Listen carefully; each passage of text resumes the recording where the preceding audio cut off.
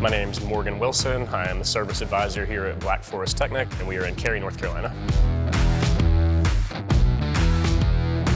Ordering tires before we had the ATD parts procurement tab on Shopmonkey was a lot more involved. Shopmonkey's integration with ATD has taken one step out of the equation as far as quickness on getting that estimate back to the client. When you click on the ATD parts procurement tab, one button press and you're there, and then it'll give you a breakdown list of wheel sizes, aspect ratios, width, everything that you would ultimately need to accurately get an estimate shot over to a client. And you get to source all your tires based on a VIN, perhaps, or year, make, and model, for example, and it's super quick.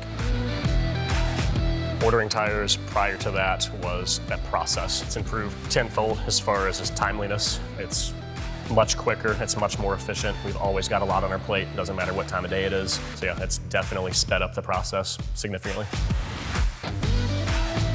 I would tell another ATD user to get on board with Shopmonkey and the parts procurement feature. Involving that, it makes everybody's life easier, it's much more efficient, much quicker. Just overall makes a service advisor's job much more linear and straightforward.